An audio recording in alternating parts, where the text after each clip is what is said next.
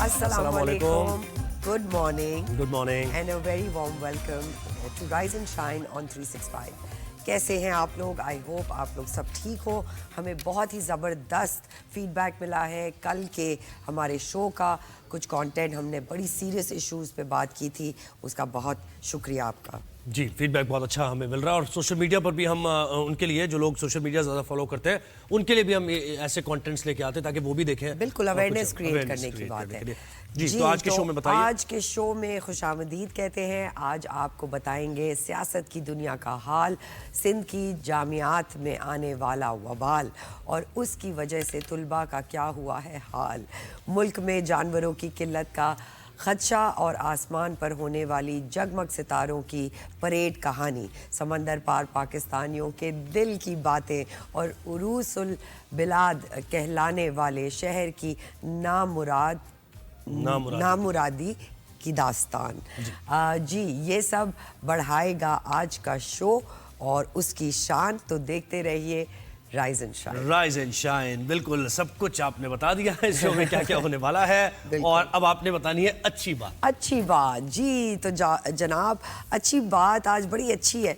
The pessimist यानी जो हमेशा नेगेटिविटी देखता है is the one who makes difficulties out of his opportunities, and an optimist is one who makes opportunities out of his difficulties. क्या बात है ना? It's how you see it.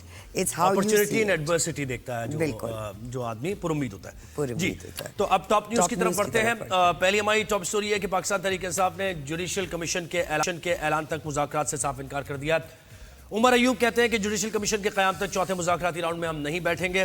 Barrister Gauhar बोले बानी चेयरमैन के अहकामात हैं कि कमीशन ना बने तो मुज़ाकरात ना करें, और जुडिशियल कमीशन बनेगा या नहीं बनेगा ये एक बड़ा सवाल है। हुकूमती कैंप में मुशावरत इस सिलसिले में जारी है और हुकूमत की तरफ से, हुकूमती मुज़ाकराती कमेटी की तरफ से भी जवाब आना है। अरकान ने स्पीकर कौमी असम्बली के चैम्बर में इजलास किया है हुकूमती मुज़ाकराती कमेटी के।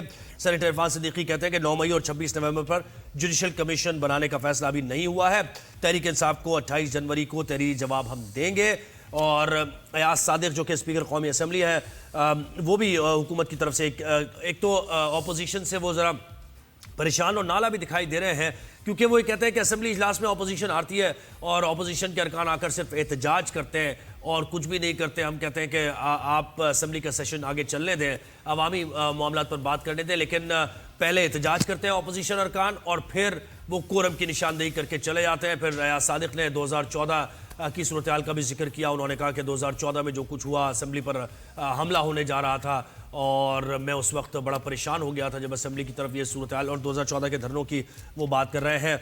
तो उन्होंने ये अपोजिशन पर इल्ज़ाम लगाया कि हम हमेशा अपोजिशन को ये कहते हैं कि आप आकर प्रोडक्टिव कोई बात हमसे करें और असेंबली में अगर आए तो अवामी मसाइल की बात करें, बजाय इसके कि आप एहतजाज करें और चले जाएं। बिल्कुल, क्योंकि ये मुज़ाकराती अमल को भी मुतासर कर रहा है। मुतासर कर रहा है। देखिए अब 7 दिन मांगे जी, तो देखिए क्या होता है 7 दिन जी। और उसके बाद है, उसके बाद अगली स्टोरी जी बिल्कुल IMF की कहानी है। क्या हो रहा है? IMF का रेवेन्यू शॉर्टफॉल पूरा करने के लिए मिनी बजट लाने का मुतालबा। वज़ीर आज़म ने मिनी बजट लाने की तजवीज़ मुस्तरद कर दी है। फेडरल बोर्ड ऑफ रेवेन्यू का सब्स्टिट्यूट प्लान से रेवेन्यू शॉर्टफॉल पूरा करने की हिदायत। दूसरी जानिब सऊदी अरेबिया पाकिस्तान के रेडोटेक प्रोजेक्ट में 20% स्टेक खरीदने के लिए तैयार है। सऊदी अरेबिया $9 बिलियन रिजर्व्स में 10 to 20% शेयर्स खरीदेगा। तो ये एक अच्छी भी बात है बिल्कुल पाकिस्तान के लिए। बिल्कुल ऐसी है। तो आगे बढ़ते हैं। तीसरी हमारी टॉप स्टोरी है कि अब जरा रुक करते हैं यूएस का, जहां पर हालात ज़िंदगी बड़े ख़राब होते जा रहे हैं, मामूलात ज़िंदगी ख़राब होते जा रहे हैं। एक तरफ आग की सूरत हाल और दूसरी तरफ बर्फबारी का भी सामना है। यूएस को अमेरिका में बर्फबारी का 143 साला 143 ईयर्स में ये रिकॉर्ड टूटा है। मुख्तलिफ वाक़यात में 10 अफराद हलाक हो गए हैं और Louisiana, Georgia, Alabama, Florida, Mississippi समेत 30 रियासतों में बर्फानी तूफान ने बड़े पैमाने पर तबाही मचाई। आप ये मनाजिर देख भी रहे हैं। 6 रियासतों में इमरजेंसी नाफिज कर दी गई है। अलाबामा में बर्फानी तूफान और तेज हवाओं के बायस 3,200 से ज्यादा परवाजें मंसूख कर दी गई हैं, स्कूल बंद कर दिए गए हैं, कारोबारी सरगर्मियां भी ठप हैं। तो ये तो बर्फबारी का अहवाल, और दूसरी तरफ आग की भी वार्निंग जारी की है, 25,000 लोगों को इनखला का भी कह दिया है। बिल्कुल। तो लॉस एंजलिस की सूरत हाल और मजीद बढ़ भी गई है आग, और इट्स जस्ट नॉट तो स्टॉपिंग। दोनों तरफ एक नेचुरल कैलेमिटी का सामना भी है, और बड़ी बर्फबारी एक्सट्रीम है। देखें आप, क्या आग और बात है, बर्फबारी। बिल्कुल। बस अल्लाह खैर करे जी।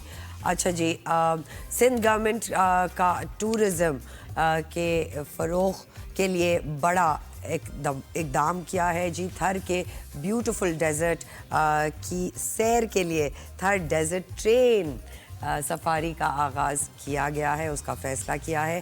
थर डेजर्ट ट्रेन पर हर सैटरडे को कराची से रवाना होगी। थर डेजर्ट ट्रेन हैदराबाद, मीरपुर ख़ास, खोखरा पार तक जाएगी। डेजर्ट ट्रेन सफारी पर जाने वाले टूरिस्ट थर डेजर्ट में कैंपिंग भी कर सकते हैं।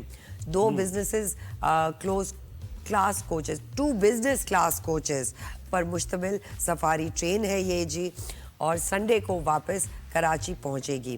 थर डेजर्ट ट्रेन सफारी का आगाज़ फरवरी में होगा। तो बड़ी जी ये ज़बरदस्त बात है, क्योंकि थर एक अनबिलीवेबली ब्यूटीफुल डेजर्ट है। और आपको पता है, थर के जब भी इमेजेस हम देखते हैं तो बड़ा डेजर्ट टाइप होता है, बट एक्चुअली वो अराउंड मार्च अप्रैल में जो है सब्ज भी होता है, ऐसा ग्रीन हुआ होता है, है, इतना लश हुआ होता है कि वो आपको लगता नहीं है कि ये थर। और देखिए टूरिज्म के लिए कितनी जरूरी है, कितनी अहम इकदामात हैं बिल्कुल कि लोगों तक जाएगी ये बात कि थर कितना खूबसूरत, कितना ब्यूटीफुल, और मोर थर के आप देखें। बिल्कुल जी बिल्कुल। अब जरा क्रिकेट का रुख करते हैं। बिल्कुल, ये तो हमारी टॉप स्टोरीज हो गई। बाकायदा आगाज करते हैं, आईसीसी चैंपियंस ट्रॉफी की बात करते हैं, क्रिकेट की बात करते हैं। पाकिस्तान क्रिकेट बोर्ड ने चैंपियंस ट्रॉफी के दौरान भारत की जानिब से जर्सी पर पाकिस्तान का नाम लिखने से इनकार पर सख्त मौक़िफ़ अपनाया है, और इसके बाद आईसीसी ने पाकिस्तान के मौक़िफ़ की तायीद करते हुए भारतीय क्रिकेट बोर्ड को खबरदार किया है।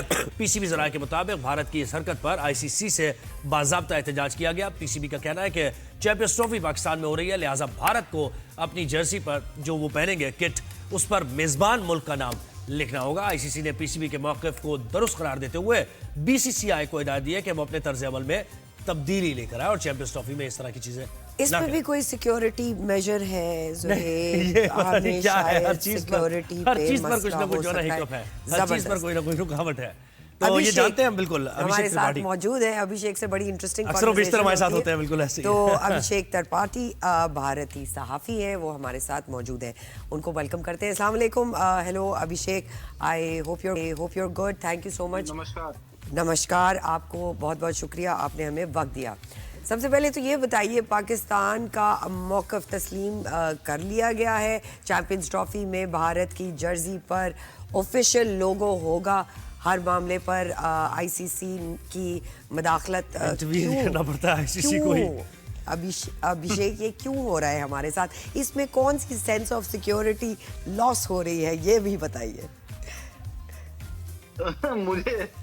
मुझे इस खबर के बारे में वाकई नहीं पता, मैंने भी सुना ही सुना है। अरे वाह, ये तो पहली बार हुआ है अभिषेक कि आप लाजवाब है, ऐसा होता नहीं है।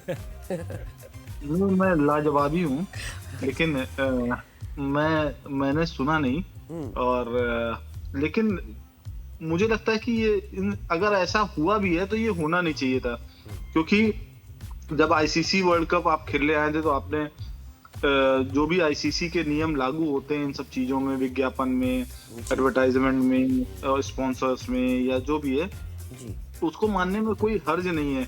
तो पाकिस्तान दुनिया का एक मुल्क है और इसको हमें स्वीकार करना होगा, और उसका नाम अगर आपकी जर्सी पे है तो कोई, मुझे नहीं लगता कि ऐसी कोई खराब बात है, क्योंकि वो उसका मेजबान है। तो ये मतलब ये बेजा विवाद है। कुछ विवाद हैं जो जायज होते हैं, लेकिन जो बेजा विवाद है, मुझे नहीं लगता कि उसका पक्ष लेने का कोई भी मतलब बनता है। अब आप इतनी बात कर रहे हैं कि आपकी इन्फॉर्मेशन में भी नहीं है, बेजा विवाद है ये, तो इस पे अब हम मजीद क्या बात करें कि भाई बीसीसीआई क्यों करे? अगर आप ये कह रहे हैं कि ऐसा कुछ हुआ है, अच्छा, आपकी इन्फॉर्मेशन तो में नहीं? मेरी इन्फॉर्मेशन, क्योंकि मैं रिपोर्टर हूँ, मैं स्पीकर नहीं हूँ, क्योंकि बहुत सारे स्पीकर आते हैं जिनको कुछ पता नहीं होता है, वो बोलते रहते हैं। मैं खुद एक रिपोर्टर हूँ, मुझे बीसीसीआई से पूछना होता है पूरे, मतलब मैंने बीसीसीआई से पूछने की भी कोशिश नहीं की, क्योंकि मुझे इस तरीके के विवाद में कोई इंटरेस्ट नहीं, कि इन सब चीजों का कोई मतलब नहीं है। बिल्कुल। हाँ, उसके बाद असल में खबर भी आ गई जी अभिषेक, उसके बाद खबर ये भी आ गई कि बीसीसीआई फिर मान गया कि वाकई पहनेंगे, और जैसे आप कह रहे हैं बीसीसीआई खबर ये आई है कि सैकिया का जो हमारे बीसीसीआई सेक्रेटरी है, उनका बयान ये आया कि ऐसा कुछ था ही नहीं, आईसीसी के जो रूल हैं वो हम मानेंगे। तो अब ये कह रहे हैं, पाकिस्तान क्रिकेट बोर्ड अलग कह रहा है।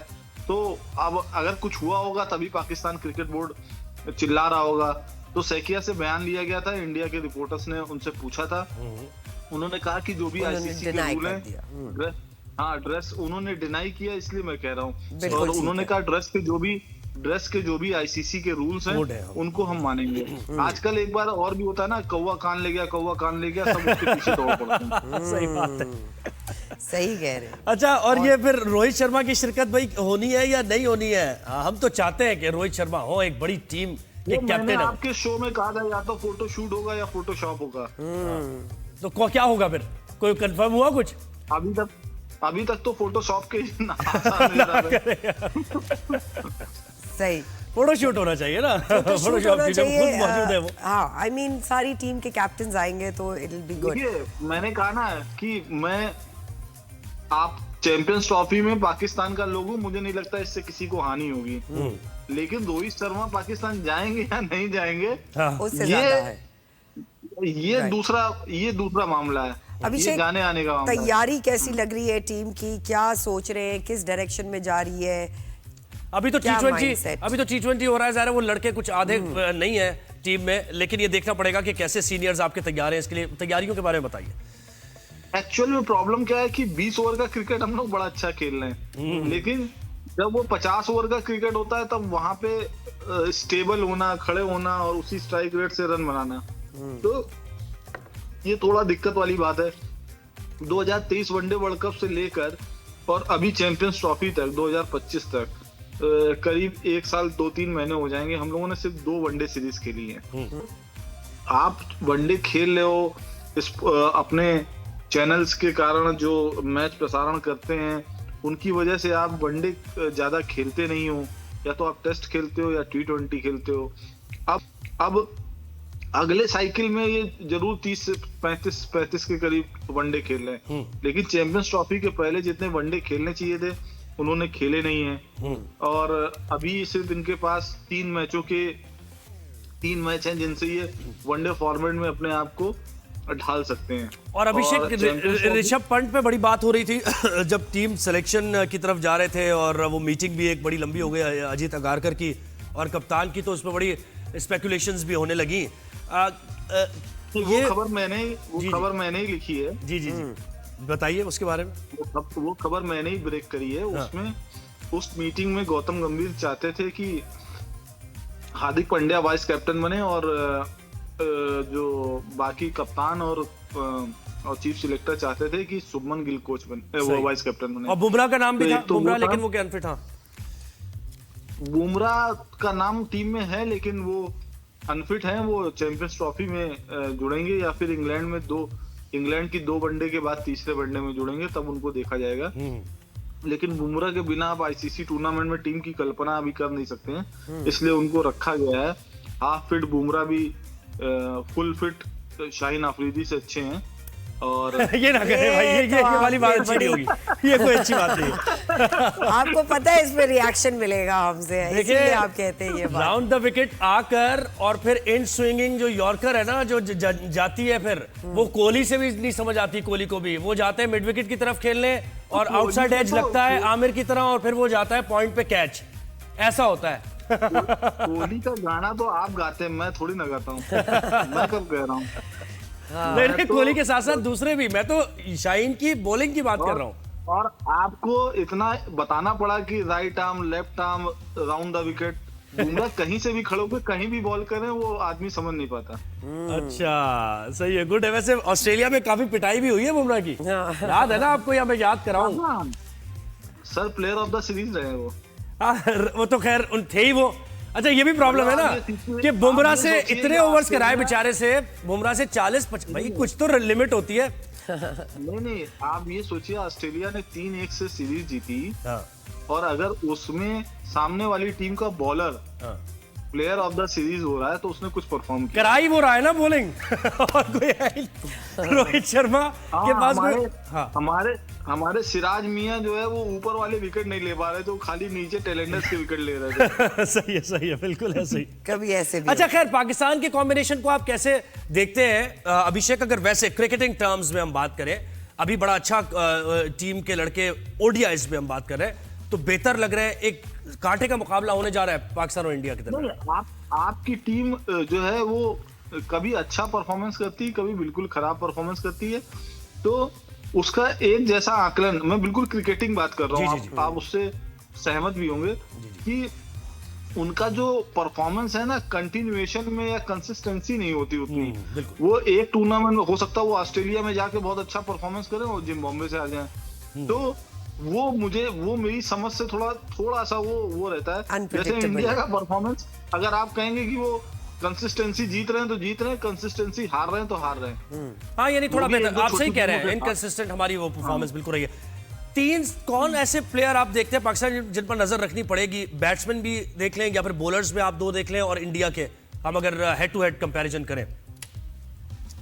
तो मुझे लगता है कि आपके जो बॉलर्स हैं उनसे हमें थोड़ा बच के रहना पड़ेगा, क्योंकि लास्ट टाइम भी जब दुबई में मैच हुआ था तो बॉलर्स ने आके एक तरीके से मैच खत्म कर दिया था। तो जो आपके जो फास्ट बॉलर हैं उनसे हमें बच के रहना पड़ेगा, क्योंकि ये हाल फिलहाल ज्यादा देखा गया है। पिछले 2-3 आईसीसी मैच में हमने देखा है कि भारतीय टीम जो है वो आपके बॉलर्स के सामने थोड़ा सा जो भारतीय बल्लेबाज परेशान हो जाते हैं, तो उसमें आपके बॉलर्स का उतना योगदान नहीं, हमारे जो बैट्समैन है वही रन नहीं बना पा रहे हैं। वो इतने सालों से खेल जरूर रहे हैं, खासतौर से सीनियर बैट्समैन जो है। पहले जो हमारे सीनियर बैट्समैन होते थे वो आके, जैसे चाहे वीरेंद्र सहवाग हो चाहे सचिन तेंदुलकर हो, वो आके आपके बॉलर्स को पहले ही कूट देते थे तो अपना काम हो जाता था। हमारे वाले अभी शुरू में जाके विकेट गिरा देते हैं और वो केएल राहुल जो है टुकुर खेलने लगते हैं, तो उससे पूरी सिस्टम हमारा बिगड़ जाता है।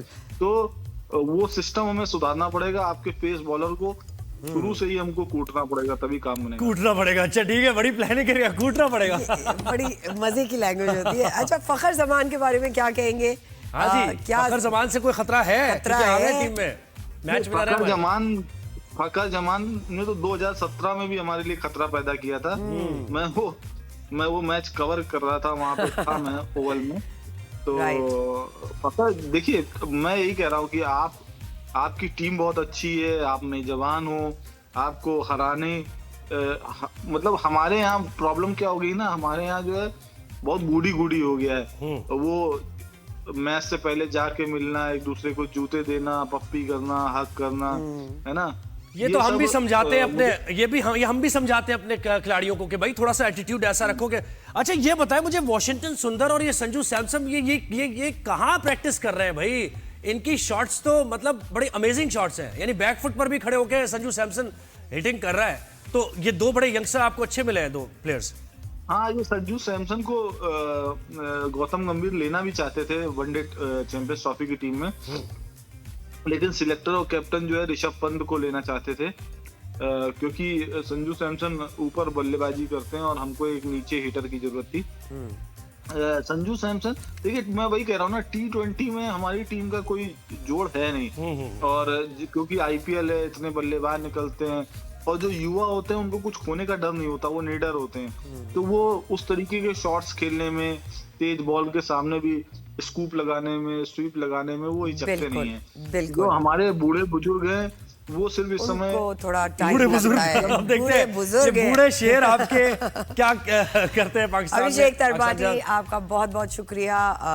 भारती साहब अभिषेक हमारे साथ हमेशा क्रिकेट क्रिटिक में होते हैं और बड़ा मजा आता है उनके, मजा आता है बिल्कुल बात करके। वो कह रहा है कूटेंगे तैयार है कूटने के लिए। जो स्लैंग है ना उन लोग की, बड़ी हम कूटेंगे आपको। एक छोटी सी, अभी देखिएगा आप जब मैच होगा इंडिया पाकिस्तान का, हम कूटेंगे आपको। एक छोटी सी ब्रेक पे जा रहे हैं नाजरीन, कहीं मत जाएगा। We shall be right back.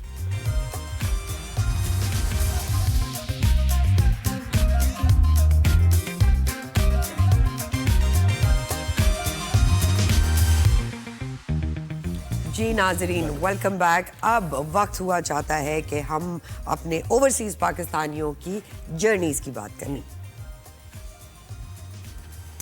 अच्छा, तो जी ओवरसीज पाकिस्तानी वो जो पाकिस्तान से दूर होते हैं, जो ये वैसे पाकिस्तान से दूर होते हैं और उनके दिल पाकिस्तान के लिए धड़कते रहते हैं। जी, इसी तरह हमें ज्वाइन कर रही है आज नादिया मेगानी, मेकअप आर्टिस्ट है और यूएई से ज्वाइन किया है और उनको वेलकम करते हैं। अस्सलाम वालेकुम Megan, thank you so much. Nadia, आपने हमें ज्वाइन किया, आपने तो खुद भी इतना अच्छा मेकअप किया हुआ है, तो सबसे पहले तो ये बताइए कि इंडस्ट्री में आपका तजुर्बा भी रहा है, क्या काम किया है, किन स्टार्स के साथ आपने काम किया है? वालेकुम सलाम, थैंक यू सो मच मुझे इस प्रोग्राम का हिस्सा बनाने के लिए। एंड मैंने पाकिस्तान में सबसे पहले डिप्लेक्स से कोर्स किया था और उसके बाद फिर मैं सैप्स पे 5 साल काम किया है, सैप सैलून पे। एंड उनकी तरफ से मैंने प्रोजेक्ट किए सारे, जो आज़र की आएगी बारात, बुशरा आपा और इन लोगों के साथ आज़र की आएगी बारात में तो मैं भी थी नादिया, आप जी आप भी थी। और नहीं नादिया जी, और आप दूसरे वाले। अच्छा, oh my God, I am so sorry. अच्छा, जबरदस्त। तो बड़े बड़े आर्टिस्ट के साथ आपने बुशरा अंसारी और सबा हमीद थी उसमें, जावेद शेख साहब थे, अरूसा सिद्दीकी, जावेद सर, सबके साथ काम किया। नीलम मुनीर के साथ एंड बहुत सारे, नीलम सज्जल, इन सब के साथ काम किया। सबसे ज्यादा मजा किसके साथ आया काम करने में नादिया? एक्चुअली सबके साथ ही मजा आया था, सभी मेरे फेवरेट हैं, बट लेकिन सबसे ज्यादा मजा मुझे बुशरा आपा के साथ आया। मैं उनको कभी भूल नहीं सकती। शुगल भी है और काम भी है उनके साथ। तो मुझे बताएं बहुत मजा कितने लड़कों को डिसअपॉइंट किया है आपने अभी तक, कि उनकी शादी हुई है, उन्हें अपनी दुल्हन खूबसूरत लगी और उसके बाद जब मेकअप उतरा तो दुल्हन कुछ और थी। बिल्कुल, एक्चुअली अल्लाह ने सबको खूबसूरत ही बनाया है, बस हम तो थोड़ा बहुत इनहेंस कर देते हैं। सही बात नहीं नादिया, आपको ये जवाब देना चाहिए था, ये तो उनसे पूछे जिनके शौहर अगले दिन उठ के कुछ और लग रहे थे, तकिए पे सारा काला रंग। नहीं तो अच्छा नादिया, चलिए ये बताओ, तो मजाक था। मुझे बताएं कि जैसे कैनवस पे एक आर्टिस्ट बनाता है पेंटिंग वगैरह, हाँ, तो आप उसी तरीके से देखती हैं, फीचर्स देखती हैं, उसके हिसाब से फिर आप मेकअप करती हैं? अच्छा, एक्चुअली मैंने जब डिप्लेक्स पे जब मैं कोर्स करने गई थी तो मुझे वहाँ पर एक मेरी टीचर थी, उन्होंने मुझे बोला कि मेकअप जब हम सीख रहे होते हैं उसके बाद हमारा देखने का नजरिया बदल जाता है। और वो हकीकत बात है कि जब हम मेकअप करने के लिए किसी के सामने खड़े होते हैं, तो जब हमारे पास कोई क्लाइंट या जो बैठे होते हैं, तब हर चीज देखने का नजरिया बदल जाता है। आपको किसी की आंखें बहुत खूबसूरत लग रही होती है, यानी आप अल्लाह की इतनी सारी क्रिएशन देखते हैं कि आप हैरान रह जाते हैं, और फिर उसमें फिर आपकी थोड़ा बहुत आपका स्किल है वो आ जाता है, और वो सब एक अलग कुछ निकल आता है, नजर आता है। नादिया, ये भी बताइए, यूएई में रहने वाले पाकिस्तानी कम्युनिटी से कैसा ताल्लुक है? क्या आप वहाँ भी मेकअप करती हैं शादी और इस तरह के इवेंट्स पे? जी, जब मैं पाकिस्तान से यहाँ आई थी, एक्चुअली क्या होता है कि वहाँ तो आप मुझे सब जानने लग गए थे, लेकिन जब मैं यहाँ पर आई तो मुझे कोई जानता नहीं था, और यहाँ पर आने के बाद स्टार्ट मुझे बिल्कुल जीरो से करना पड़ा। और उस टाइम पे मुझे पाकिस्तानी कम्युनिटी की यहाँ पर बहुत सपोर्ट किया है। एक मुझे राजपूत फैमिली मिली, जिनसे मेरा पहला मेकअप जितना मैंने किया, और उसके बाद उन लोगों ने जिस तरीके से मुझे सपोर्ट किया, और अब मैं बता नहीं सकती कि यहाँ छोटी कम्युनिटी है, लेकिन सब एक दूसरे को बहुत सपोर्ट करते हैं। अच्छा, ये बताएं नादिया, मेकअप का रुझान कितना ज्यादा है यूएई में? जैसे पाकिस्तान में भी हम देखते हैं कि बड़े शहरों में तो वर्किंग वुमेन जरा उनके पास वक्त कम होता है और वो घर में किसी इवेंट पर जाकर वो मेकअप कराती हैं, तो वहां पे क्या रुझान है, कैसे है? यहाँ पर मेकअप का रुझान बहुत अच्छा है। यहाँ पे आप मॉल में भी किसी को ऐसा मुंह उठाकर जाते हुए नहीं देख सकते। आई थिंक आप देख सकते हैं कि मैं सुबह 8 बजे मेकअप करके बैठी हूँ। जबरदस्त। कौन से मौके हैं जिस पे पाकिस्तान बहुत शिद्दत से याद आता है नादिया? हर मौके पे याद आता है, हर मौके पे। अच्छा, मेकअप करना बहुत जरूरी है। यहाँ की सिक्योरिटी देख के मैं चाहती हूँ कि अल्लाह मियां पाकिस्तान में भी ऐसी सिक्योरिटी हो जाए, इंशाल्लाह। बिल्कुल ऐसे हम इस तरफ जा रहे हैं, फिक्र की बात नहीं है, बेहतरी आ रही है। अच्छा, अब नादिया, अब जो मेकअप आ रहा है मार्केट में भी, और बहुत सारे ब्रांड्स ऐसे हैं जो ऑयल बेस्ड नहीं करते, वाटर बेस्ड मेकअप यूज करते हैं, एनिमल टेस्टिंग से दूर रहते हैं, तो क्या आप कॉन्शियस रहती हैं ऐसे प्रोडक्ट्स खरीदने में जो एनिमल क्रूअल्टी से और नेचर क्रूअल्टी से दूर है? हाँ, हम भी इस बात का बहुत ध्यान करते हैं, और आजकल क्लाइंट की भी डिमांड ये सब चीजों में ज्यादा है। और नो मेकअप लुक भी कुछ है, क्या है? बिल्कुल, वो भी बेहतरीन लुक है नो मेकअप लुक, जबकि नो मेकअप लुक में सबसे ज्यादा मेकअप यूज होता है। आपको पता है ये बात? मेकअप, हाँ, ये तो ऑफ कोर्स बात है कि नो मेकअप लुक में भी वो उतना ही मेकअप यूज होता है, बस सिर्फ प्रोडक्ट के कलर्स लाइट होते हैं। राइट। राइट। क्या कहेंगी नई यंग लड़कियों को जो मेकअप की इस फील्ड में मेकअप आर्टिस्ट बनना चाहती हैं, उनको किस तरह सपोर्ट करेंगी आप? मैं एक्चुअली अभी यही बताना चाह रही थी कि मैं बहुत अरसे से, ये लाइक मैंने पाकिस्तान से स्टार्ट किया था कि मैं खुद जब इस फील्ड में आई थी तो मुझे कुछ काम नहीं आता था।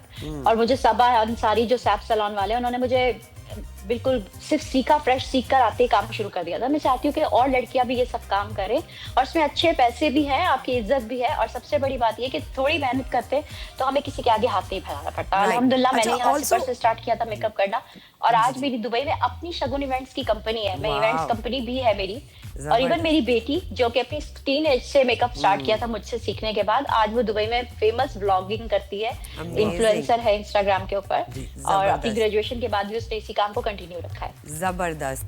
Nadia, we wish you all the best. हम यही चाहेंगे कि हमारे इस आप जैसी टैलेंटेड खवातीन का इंट्रोडक्शन हो और अवेयरनेस फैले। तो भाई क्या बात है। एक जनाब ब्रेक का टाइम हुआ है, कहीं मत जाइएगा, हम वापस आएंगे मोर न्यूज़ और व्यूज़ के साथ।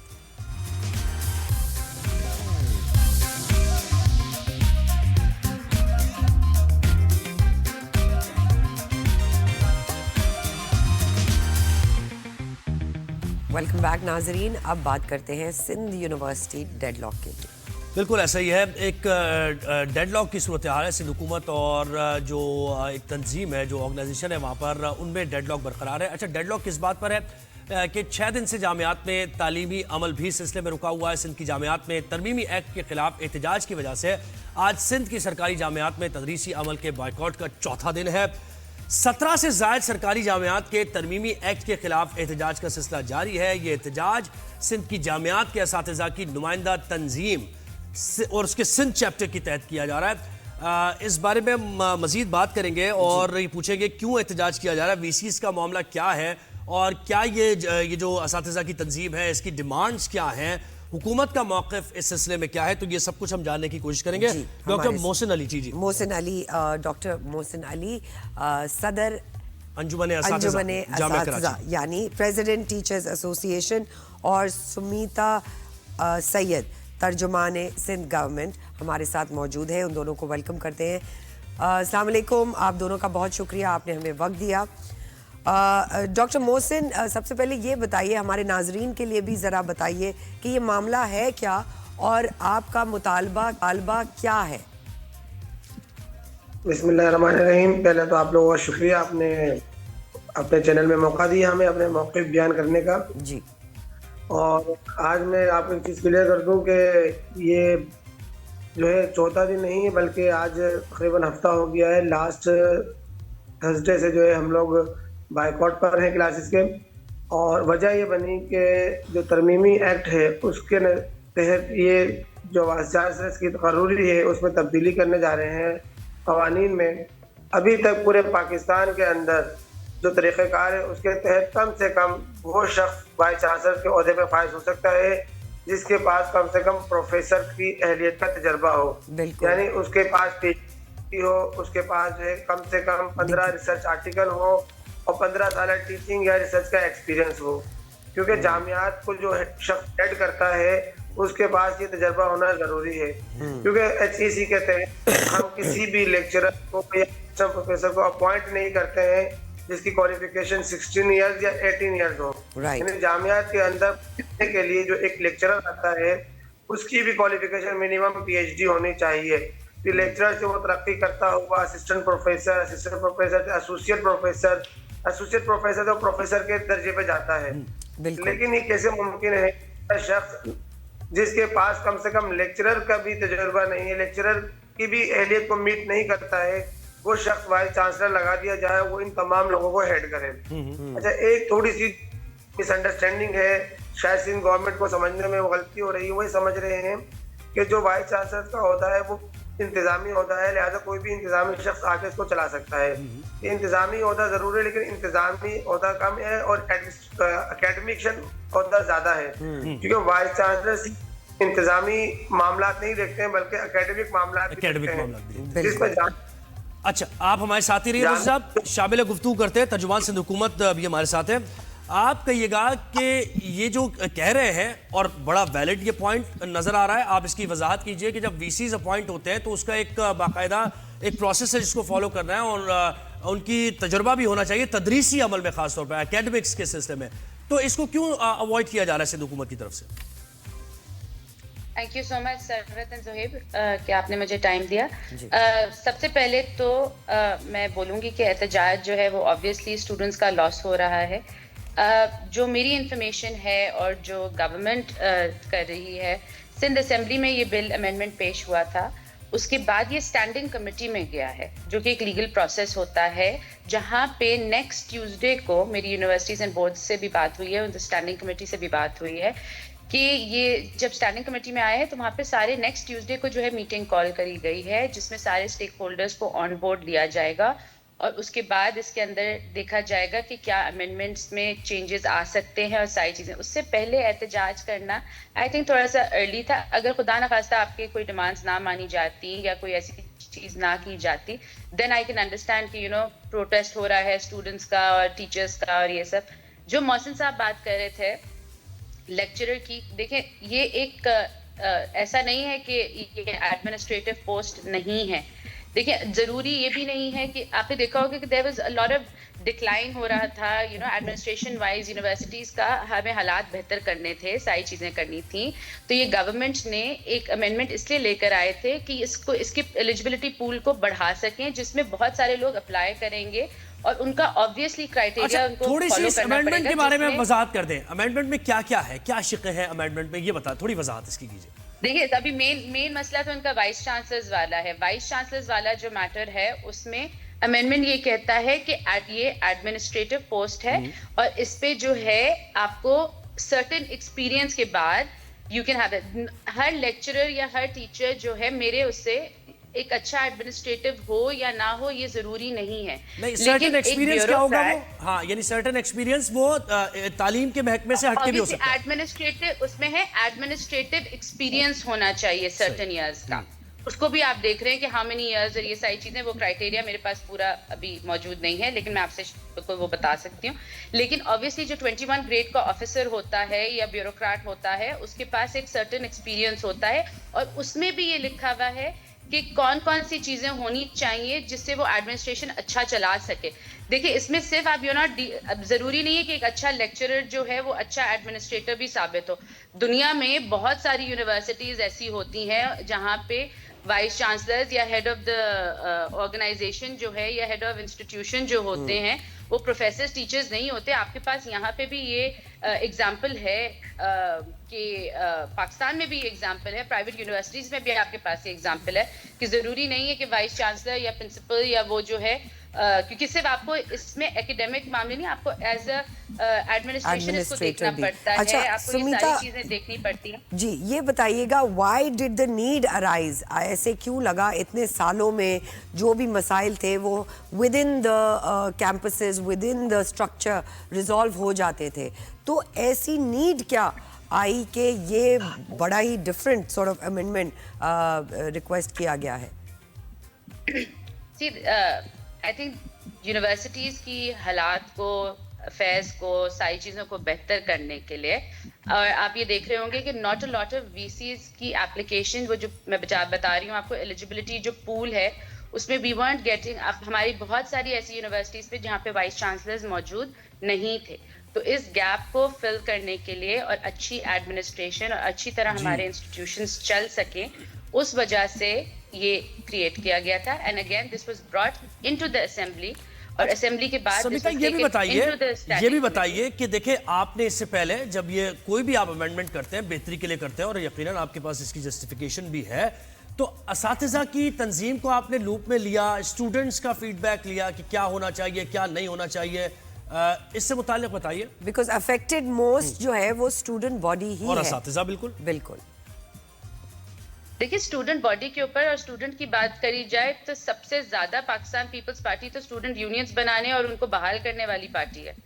और स्टेक होल्डर्स की जहाँ तक मैंने बात करी, इसमें टीचर्स इसमें जो एहतजाज कर रहे हैं वो, इसमें HEC जो भी प्रोविंशियल और वो है, ये सारे स्टेक होल्डर्स से कंसल्टेशन जो है नेक्स्ट ट्यूसडे रखी गई है। अच्छा, उसमें पता चलेगा कि इनकी क्या चीजें, तो डॉक्टर मोहसिन जी, डॉक्टर मोहसिन देखिए नेक्स्ट ट्यूसडे को आपको जी स्टैंडिंग कमेटी के थ्रू, जो कि एक पब्लिक रिप्रेजेंटेटिव्स हैं पूरे सिंध से, उसके अंदर लोग हैं, उसके अंदर ऑपोजिशन के भी लोग हैं, उसके अंदर गवर्नमेंट के भी लोग हैं। यानी आप ये तरीकाकार फॉलो करें। तो डॉक्टर मोहसिन बताइए, नेक्स्ट ट्यूसडे को तो आपकी मीटिंग है, लेकिन उससे पहले आप फिर क्यों एहतजाज की तरफ जा रहे हैं? तदरीसी अमल रुका हुआ है, ये तो बड़ी ये कोई ठीक बात नहीं है ना? तलबा पे का बड़ा नुकसान है इस पे। थोड़ा सा मैं आपको क्लियर कर दूं, अभी तक हमसे ऑफिशियली कोई राब्ता इंस्टीट्यूशन की भी है कि स्टूडेंट्स का लॉस ना करे। स्कूल्स बंद करना, क्लासेस बंद करना इज नॉट गुड। अभी तो ये डिस्कशन और कंसल्टेशन वाले इसी पे हम बात कर रहे हैं, इसी पे वो जवाब दे रहे हैं। जी जी डॉक्टर मोहसिन बोलिएगा। गुफ्तगू कर रही थी, मैंने खामोशी से सुना, प्लीज मुझे भी सुन लीजिए। जी जी जी देखिए, बात ये तक ऑफिशियली हमसे कोई राब्ता नहीं किया गया। इस इशू के सबसे बड़े स्टेक होल्डर हम लोग थे, हमसे कोई राब्ता नहीं किया गया, ठीक है। और ये जो मंगल को मीटिंग हो रही है, इस हवाले से भी हमें कोई इतला नहीं दी गई। हम पिछले एक हफ्ते से एहतजाज पे हैं, हमसे सिंध गवर्नमेंट ने कोई राब्ता नहीं किया, जबकि शहर की जो दूसरी सियासी जमातें हैं, चाहे वो MQM हो या जमात इस्लामी हो, उन्होंने हमसे राब्ता किया, हमारी उनसे मुलाकातें हुई। दूसरी बात कि ये जो बात कर रही हैं कि यूनिवर्सिटीज जो है में इस तरह के एग्जाम्पल्स मौजूद हैं, तो मेरी रिक्वेस्ट है कि पीपल्स पार्टी की जो चेयरमैन है वो हाईली क्वालिफाइड है माशाल्लाह से, और ये जो एक्ट है यूनिवर्सिटी एक्ट, ये भी भुट्टो साहब की सरबराही में मंजूर हुआ था। ये क्रेडिट जो है पीपल्स पार्टी की क़यादत को ही जाता है कि ये जो बिल है मौजूद, वो भी पीपल्स पार्टी की नहीं मंजूर किया था, वो बहुत अच्छा बिल है।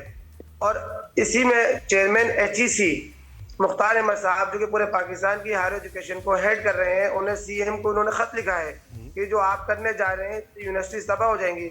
अगर इतनी अच्छी अमेंडमेंट होती तो चेयरमैन HEC इसकी मुखालफत क्यों करते? फिर इसी तरीके से पीपल्स पार्टी के साबिक सेनेटर और चेयरमैन सेनेट रजा रब्बानी साहब ने भी एक पूरा अपना आर्टिकल उन्होंने दिया है, जो कि अखबारों में छपा है, जिन्होंने इसकी मजम्मत की है, ठीक है। तीसरी बात यह है कि हम भी नहीं चाहते कि स्टूडेंट्स का नुकसान हो, हम भी पढ़ाना चाहते हैं, क्लास में जाना चाहते हैं, लेकिन इदारे हमसे बात तो करें, हमें ऑन बोर्ड तो लें। अब एक बात में सुमीता सॉरी डॉक्टर मोहसिन, एक सेकेंड आपको हम देंगे टाइम। सुमीता ये बताइए, डॉक्टर मोहसिन का जो ये कमेंट है कि उनको लूप में ही नहीं लिया गया, उनको बिल्कुल इस बात से, इस अमेंडमेंट से, इस शक से बिल्कुल ही दूर रखा गया। So how will things flow if the main centre is not taken in the loop? No, as far as I know right now, Tuesday जो है वो किया गया है। आई एम श्योर कि इनसे रब्ता कर लिया जाएगा, क्योंकि स्टैंडिंग कमेटी की मीटिंग रख दी गई है और इसमें स्टेक होल्डर्स हैं। और अगेन मोहसिन साहब से मैं यही बोलूँगी कि इस जगह पे जहाँ स्टैंडिंग कमेटी वो होगी, उधर कंसल्टेशन भी होगी। रही बात रजा रब्बानी साहब की, अगर लोगों को ये बहुत प्रीमेच्योर स्टेज है अभी इसके ऊपर एहतजाज या इसके ऊपर ये करने का। अभी कंसल्टेशन के बाद और ये सारी चीज़ें जब अमेंडमेंट पे होंगी, उस पर प्लीज़ आप लोग अपना भरपूर वोट दीजिए, और इंशाल्लाह कोई अच्छा बेहतर हल निकलेगा, जिसमें ना असातिज़ा का, ना टीचर्स का, ना किसी का नुकसान हो, बल्कि हम अपनी यूनिवर्सिटीज़ और उसके एडमिनिस्ट्रेशन को बेहतर कर सकें। सो रेस्ट एश्योर कि इंशाल्लाह मुझे ऐसा लगता है। वो कह रहे हैं कि आप अपनी रिकमेंडेशन दे, बजाय इसके कि आप एहतजाज करें, तदरीसी अमल को मुअत्तल करें, तो वो तो वेलकम कर रहे हैं, सिंध हुकूमत तो वेलकम कर रही है कि जो भी आपके तहफ़्फ़ुज़ात हैं, कंसर्न्स हैं, आप उनसे बताएं, उनको दूर भी किया जाएगा। और अभी प्रीमेच्योर है इस तरह की ये एहतजाज करना। जी, मुझे एक मिनट दीजिएगा बोलने के लिए। ये बात मैडम सुमिता ने अभी यहाँ पे कही है, इनकी जुबानी हमें पता चल रहा है कि ये हमें बुला रहे हैं। हमें तो अभी तक इसका भी नहीं मालूम कि इन्होंने हमें दावत दी है। राइट, ठीक है। तो दूसरी बात कि मैं मैडम से पूछना चाहता हूँ कि वो दुनिया के अंदर, यूरोप, अमेरिका, पूरे दुनिया के अंदर कोई 5 यूनिवर्सिटीज के नाम बता दें जिनके जिंदगी में कभी कोई हेड किसी ब्यूरोक्रेट ने किया हो। पूरी दुनिया के अंदर हम आपको बसूख से कह सकते हैं कि तमाम बड़ी बड़ी जामिया जितनी पूरी दुनिया के अंदर हैं, उन सबके हेड एकेडमिशियन ही होते हैं जी। रावल भुट्टो जरदारी भी हाईली क्वालिफाइड है। ये लोग जी जी। डॉक्टर मोहसिन, थोड़ा टाइम की किल्लत की वजह से हम आपका भी शुक्रिया करेंगे और सुमीता आपका भी शुक्रिया करेंगे। आई होप कि इसका एक बेहतर रिजल्ट तलबा के लिए सबसे ज़्यादा मोस्ट अफेक्टेड इस पूरे सिनारियो में स्टूडेंट और देखिए इस प्लेटफॉर्म के जरिए इस इशू को उठाने के जरिए ये फायदा हो गया कि एक राबता हो गया और उनको पता चल गया कि उनको भी बुलाया जाएगा और रिकमेंडेशन के लिए जाएंगे। बिल्कुल अनअवेयर थे कि क्या अनअवेयर है उनका ये मुतालबा हमारे सामने। एक छोटी सी ब्रेक के लिए जाएंगे, कहीं मत जाएगा। Will be right back.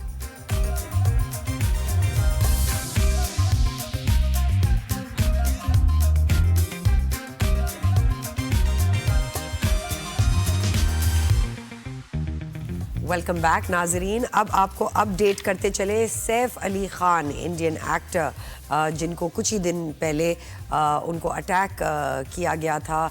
उनके घर में एक रैंडम इंसान आ गया और उसने वारदात की कोशिश की और उनके छोटे बेटे के कमरे में वो मौजूद थे रात के कोई 2:30-3 बजे के करीब, और जिस पे स्ट्रगल हुई सैफ अली खान को 6 चाकू के वार किए गए।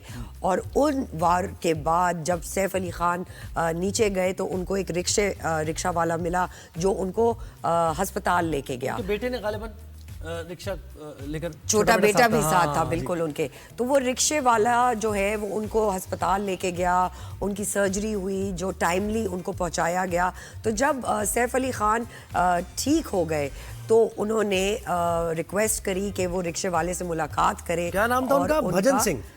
शुक्रिया अदा करें। ये भजन सिंह राणा आप स्क्रीन पे भी देख रहे हैं, ब्लू शर्ट में भजन सिंह राणा मौजूद है। और कितनी कोई अच्छी बात है सैफ अली खान की, और ये बड़ी ख़ानदानियत दिखाती है कि जिसने उनकी मदद की। ना सिर्फ उन्होंने बल्कि उनकी वालदा ने भी इन भजन सिंह को शुक्रिया कहा और कहा कि हमारे घर के दरवाजे हमेशा के लिए आपके लिए खुले हैं। बिल्कुल एक अच्छा जेस्चर दिया सैफ अली खान ने, हॉस्पिटल में मुलाकात की भजन सिंह ने।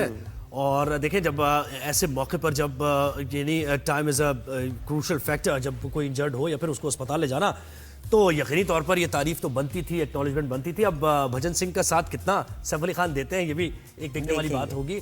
और यकीनी तौर पर एक घर किसी एक फैमिली मेंबर की तरह का हो जाता है ना, कोई ऐसा आदमी जो आपकी मदद करे ऐसे मुश्किल वक्त में, तो फैमिली मेंबर वाली। और उससे उन्होंने उस वक्त भी ये मजाकन बात की कि उस वक्त रात के पहर में वो पैसे नहीं दे सका उनको, लेकिन जब भी इनको पैसे की जरूरत होगी I will always be there for him. And Saif Ali Khan has proven time and again that वो बहुत ही अच्छी वैल्यूज के और दुनिया में देखे अच्छे बुरे लोग होते हैं, और जो लोग होते हैं ना, जो अवाम होते हैं, वो ज्यादातर मेजॉरिटी में अच्छे ही होते हैं। लेकिन होता क्या है, क्यों आपको लोग डिजेक्टेड नजर आते हैं या लोग डिप्रेस नजर आते हैं या एंगर में नजर आते हैं? उसकी कुछ वजूहात हैं। अगर एक शख्स गुस्से में दिखाई दे रहा है आपको, तो आपको तो सिर्फ वो गुस्सा नजर आ रहा है, लेकिन उसके पीछे जो उसकी जिंदगी की स्ट्रगल है, यानी उसे बुनियादी ज़रूरियात मिल रही हैं या नहीं मिल रही हैं। तो कहने का मकसद ये है कि इंसान सब अच्छे होते हैं, लेकिन जो अरबाब इख्तियार है ना, जिनकी जिम्मेदारी है कि उन इंसानों को इंसान समझकर उनकी बुनियादी ज़रूरियात पूरी की जाए, तो वो मैटर करती है चीज़। बिल्कुल, लोग एक दूसरे की मदद करते हैं। आपने देखा है ना डे टू डे लाइफ में भी, कभी आप जाए कहीं या फिर कोई बुजुर्ग आ गया है तो बस में लोग खड़े हो जाते हैं। बिल्कुल ऐसे ही क्यों में बुजुर्गों को आगे इंसानियत है अभी भी नजर आती है दुनिया में। बिल्कुल जी। अब अगली खबर पे जो है, बिल्कुल अब जनाब ये है कि कुछ मुल्क में हमारे एक इशू है कि मुल्क में जो कम उम्री में ही गैर कानूनी तौर पर ज़िबा किए जाते हैं जानवर, जिसकी वजह से जानवरों की किल्लत का खदशा पैदा हो गया है। एनिमल हस्बेंड्री कमिश्नर ने जानवरों के गैर कानूनी ज़िबा का नोटिस ले लिया है, और इस हवाले से पंजाब और सिंध के चीफ सेक्रेटरीज को खत भी लिख दिया गया है। और उन्होंने इस खत में यह हिदायत की है कि 3 साल से कम उम्र बैल और भैंसों का ज़िबा रोका जाए, और भैंसों और बैल का को काबिल इस्तेमाल उम्र 10 साल तक ज़िबा न किया जाए।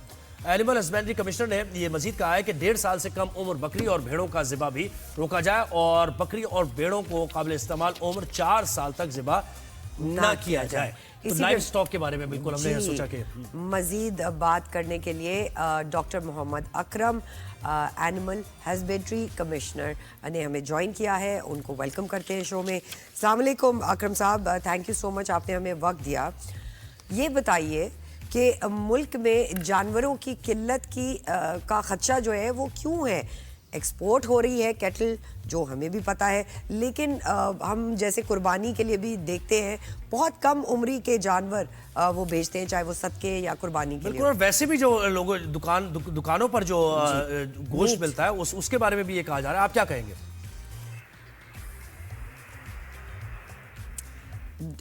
जी डॉक्टर मोहम्मद, आपसे ये सवाल है, मुल्क में आपको हमारी आवाज आ रही है? क्या मुझसे बात कर रहे हैं? जी सर, आपसे ही डॉक्टर बात कर मोहम्मद रहे हैं। अकरम आपसे ही बात कर रहे हैं। जी आप ये बताइएगा, मुल्क में जानवरों की किल्लत का खदशा क्यों है? मुल्क में किल्लत का खदशा इसलिए है कि हमारे पास जो सेंसस हुआ था वो 2006 में हुआ था और उसके बाद हमारी जो मार्चमारी है वो नहीं हुई। और पंजाब गवर्नमेंट ने और खैबर पख्तूनख्वा की गवर्नमेंट ने एक अपने तरीके से एक एनिमल मार्चमारी की और उसमें बड़ा वाज़े तौर पे नज़र आया कि जानवरों की तादाद जो है वो बहुत कम है एज कम्पेयर टू जो हम जो प्रोजेक्टेड फिगर देते हैं बेस्ड ऑन 1996 और 2006 के सेंसस की बुनियाद पे। तो इस तरह हमें थोड़ा सा खदशा हुआ कि शायद हमारे जो सेंसस ना होने की वजह से हमारे जो अदाद शुमार है वो ठीक नहीं है जी।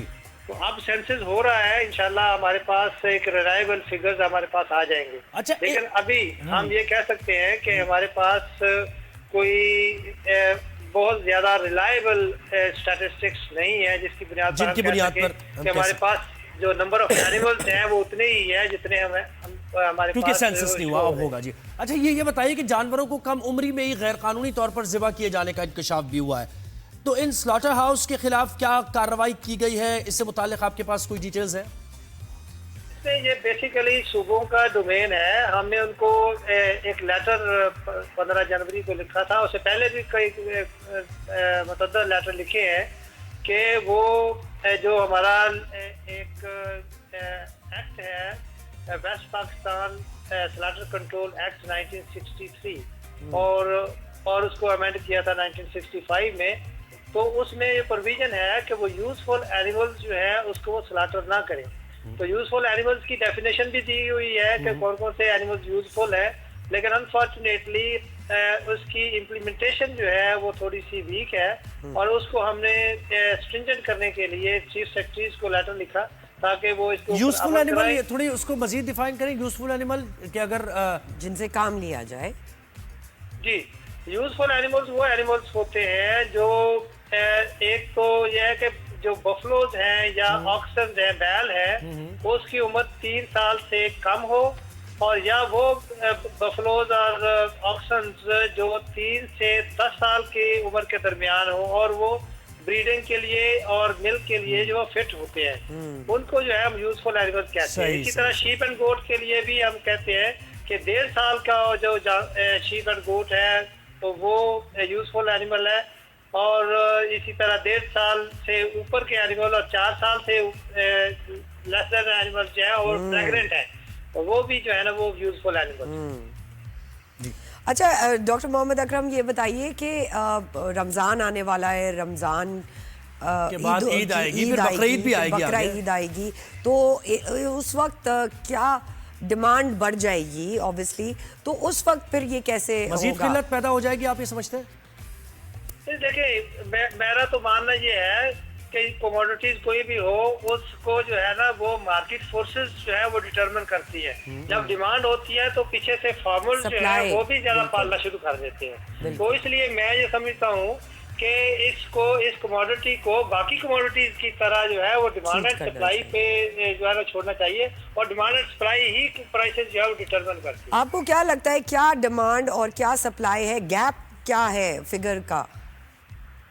देखिए मैंने पहले आपको कहा कि जो रिलायबल स्टैटिस्टिक्स है वो तो हमारे पास नहीं है, लेकिन जो हमारे पास स्टैटिस्टिक्स है उस लिहाज से हमारे पास अल्हम्दुलिल्लाह जो सप्लाई साइड जो है वो बेहतर है। लेकिन इसके लिए भी हम और बेहतर करने के लिए हम फार्मर्स को कहते हैं कि वो ऑर्गेनाइज्ड सेक्टर की तरह कमर्शियल स्केल्स पे जो है ना इसको पाले, क्योंकि इस वक्त जो है वो एक एक दो जानवर पालने वाले फार्मर्स हैं, हम उनको कमर्शियल जो है ना वो ऑर्गेनाइजेशन की तरफ जो है ना वो माइल करने की कोशिश करते हैं कि वो कमर्शियल स्केल पे इनको पाले, ताकि एक तो हमारे पास एक्सपोर्ट सरप्लस हो और हमारी लोकल डिमांड जो है वो भी पूरी हो। और ये बताइए कि किस उम्र में जानवर को ज़िबा किया जा सकता है, जितने भी लाइव स्टॉक आप जो लोग खाते हैं गोश्त? देखिए जो बैल और बफलो है उसके लिए तो ये है कि 3 साल से ऊपर का जानवर जो है वो ज़बा होना चाहिए। सही है। और अगर वो प्रेग्नेंट है वो ज़बा नहीं हो सकता। लेकिन हम देखते हैं कि बहुत सारी ऐसी ऑर्गेनाइजेशंस हैं, चाहे वो सदका खैरात देती हो, आप देते बहुत सारे पैसे हैं, जब वो बकरा आता है तो बहुत ही छोटा होता है, तो उस पे इम्प्लीमेंटेशन आपको क्या लगती है कितने अरसे में हो सकती है? इंतजामिया का किरदार। हाँ यस, ये अच्छा सवाल है, इसीलिए हमने ये एक लेटर जो है ना वो ड्राफ्ट किया है और सेक्रेटरीज को लिखा भी है कि जो हमारा west Pakistan slaughter control act है इसको लेटर एंड सेपरेट में इम्प्लीमेंट किया जाए, और इंशाल्लाह आई होप कि इसके ऊपर अमल दरामद जो है ना वो शुरू हो चुका है, तो इस पे जो है वो खासी इंशाल्लाह पेशरफ्त होगी। और रिस्पॉन्स आया आपको कोई सूबों की तरफ से खत का? जी Punjab government is very active, और सूबा सिंध जो है उसमें भी ये खासी रियलाइजेशन है, क्योंकि वहाँ पे जो कैटल कॉलोनी है उसके ऊपर हमारा अच्छा खासा जो है कंसर्न्स है, और आई होप। मोहम्मद अकरम ये भी बताइएगा कि ये बहुत सी ब्रीडिंग का अमल ज़ाहिर है यहाँ पर मुतासर हो रहा है, बड़ी ऐसी स्पीसीज़ हैं, आप बकरे की बात करें, मुख्तलिफ नस्ल के बकरे हैं वो अब नायाब हो चुके हैं, इस तरह दीगर जानवर भी हैं, तो इसके लिए एक बड़ी कॉम्प्रिहेंसिव हिकमत अमली बनाने की ज़रूरत है, हमें वक्त आ गया। जी एग्जैक्टली बनवाने के उसके लिए हमने एक ब्रीडिंग पॉलिसी जो है ना वो ड्राफ्ट की है, और इसको हमने एक 1.5 महीना पहले हमने इसको कैबिनेट में भी भेजा था, और उसमें उन्होंने कहा कि सूबों के साथ एक मशावरत कर ले ताकि एक अच्छी जो है वो डॉक्यूमेंट बन सके, तो हम मशावरत कर रहे हैं। इंशाल्लाह विद इन नेक्स्ट 1-8 महीने में इसको जो है ना दोबारा कैबिनेट के पास भेजेंगे, जब वो ब्रीडिंग पॉलिसी इंशाल्लाह पास हो जाएगी। आखिरी सवाल है डॉक्टर साहब आपसे, क्या इसकी वजूहात ये भी हो सकती हैं कि जो हमारी फाइनर कैटल है वो सारी एक्सपोर्ट हो रही है? नहीं, तो हमारी जो एक्सपोर्ट है वो तो बहुत कम है, अभी तो 100,000 एनिमल से 100,000 टन जो है वो हम एक्सपोर्ट कर रहे हैं। देखिए अमेरिका जो है हमसे जो है वो 3 गुना कम पॉपुलेशन पे दुनिया का सबसे बड़ा एक्सपोर्टर है, लेकिन हमें थोड़ा सा इसको ऑर्गेनाइज करना पड़ेगा। ऑर्गेनाइज करना पड़ेगा, बिल्कुल सही फरमा रहे हैं तरीके से करना पड़ेगा। डॉक्टर मोहम्मद अकरम साहब बहुत शुक्रिया, आपने हमें वक्त और वो सारा इससे मुतालिक मौक़िफ़ दे रहे थे। सिंध और पंजाब को उन्होंने लिखा तो रिस्पॉन्स भी उनको आया है। जी बिल्कुल जी, ब्रेक की तरफ चल रहे हैं, ब्रेक की तरफ चल रहे हैं, और फिर सैयारों की कुछ हम बात करेंगे, कुछ अमेजिंग सा हुआ है, मुख्तलिफ सा हुआ है, इसकी वजूहात क्या है ये हम जानेंगे, तो एक ब्रेक के बाद ही कहीं मजा आएगा। Will be right back.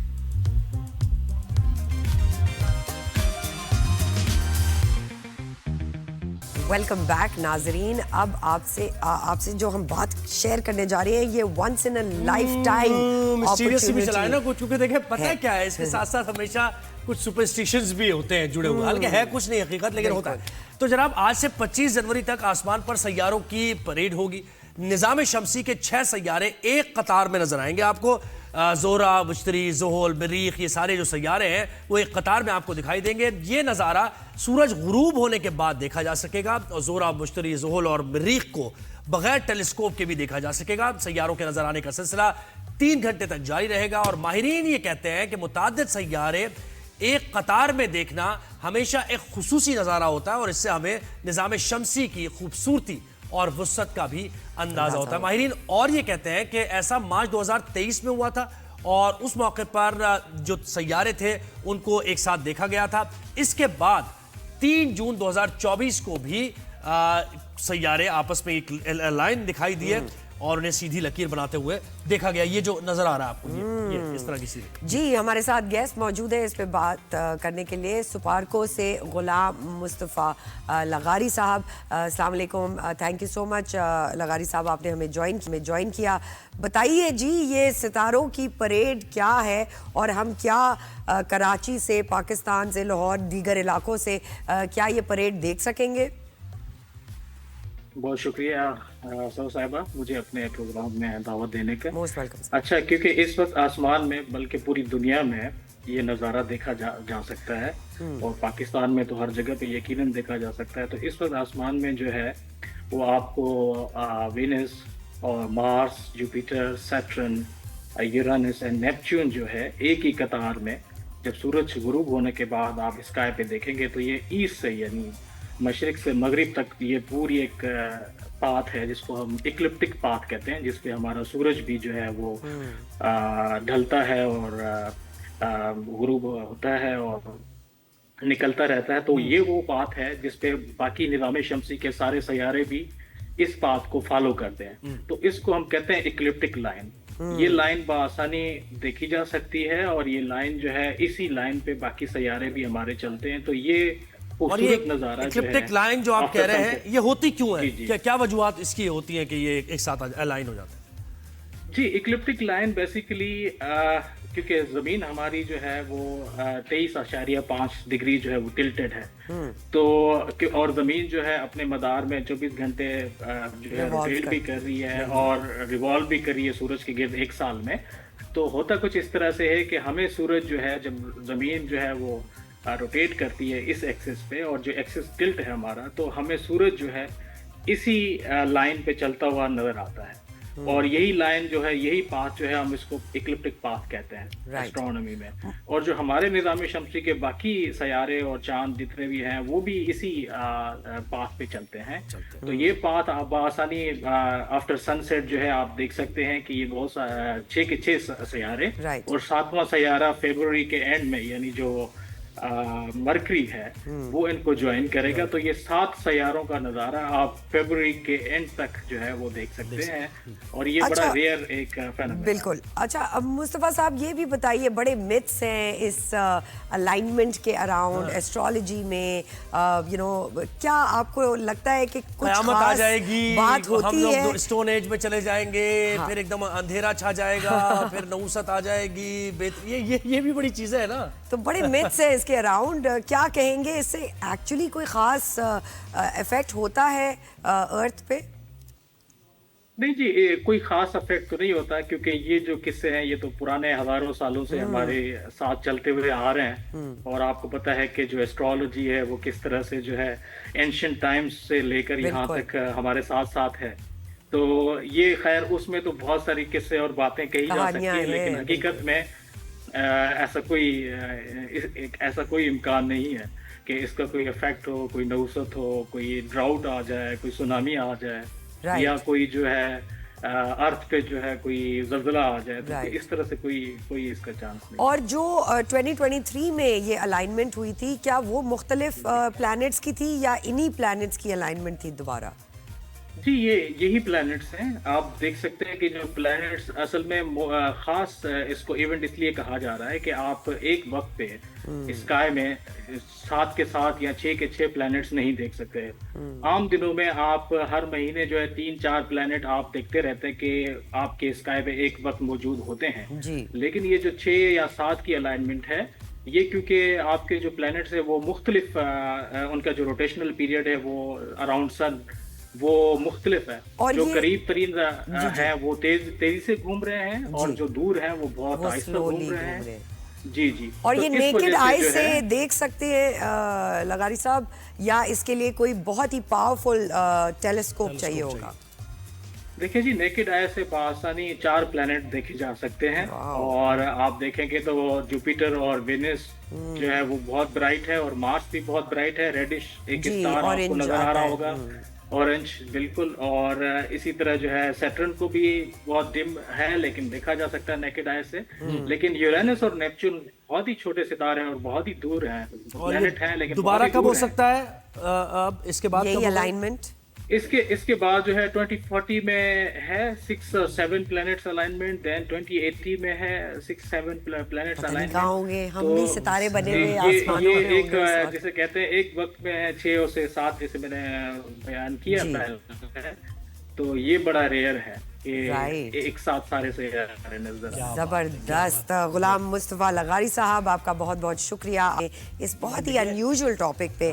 Scientific जो चीजें हैं वो मानते नहीं है इन मिथ्स वगैरह को, और बिल्कुल जाहिर है फिर वो शायर भी तो इस पे बात करते हैं ना, शायर भी बात करते हैं, एस्ट्रोलॉजर्स भी, और चांद सितारों से आगे जहां और भी है जी। अच्छा, अब मौसमी हालात की तरफ डालते हैं रोशनी जी। जी, बारिश और बर्फबारी हो रही है मुख्तलिफ इलाकों में। बालाई इलाकों में सर्दी की नई लहर आ गई है। अस्तोर में 5 और कालाम में 2 इंच बर्फबारी हुई है। बलूचिस्तान और खैबर पख्तूनख्वा के बाज़ इलाकों में भी बादलों की गरज बरस जारी है, और मुख्तलिफ इलाकों के हम मनाजिर आपको दिखा रहे हैं। बर्फ हटाने का काम भी जारी है। मुख्तलिफ ऐसी जगह है जहाँ पारा -10 डिग्री तक गिर गया है, और ग्रीस वादी ग्रीस है, इसमें -7 है, इसमें स्कर्दू में -5 है, स्तोर और रावलाकोट में -3 डिग्री सेंटीग्रेड रिकॉर्ड। श्रीनगर में दर्जा हरारत 1 डिग्री है, मुजफ्फराबाद और इस्लामाबाद में 2 है, पेशावर में 4 है, लाहौर और में 10 है, कराची में 13 डिग्री सेंटीग्रेड रिकॉर्ड किया गया। तो अब कंट्री साइड नॉर्दर्न एरियाज में बर्फबारी हो रही है, शदीद बर्फबारी हो रही है। और ये जो एक बैलेंस है ना, मौसम का बैलेंस, क्लाइमेट चेंज की जो हम बात करते हैं, वो नेचर का बैलेंस जरा सा आउट होता जा रहा है, और जो बड़ा कंसर्न है पूरी दुनिया के लिए ग्लोबल वार्मिंग की वजह से। और ग्लोबल बिल्कुल। वार्मिंग कोई नया इशू नहीं है, बहुत अरसे से ग्लोबल वार्मिंग।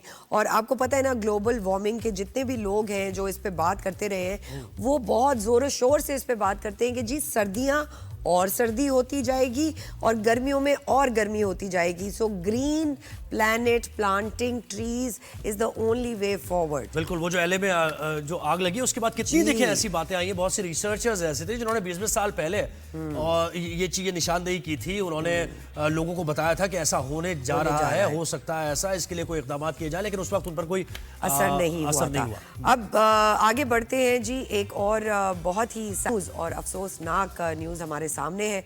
लाहौर में यूनिवर्सिटी के तुलबा के साथ बिल्कुल मुबैना इज्तिमाई ज़्यादती के मरकजी मुलजिम को गिरफ्तार कर लिया गया है।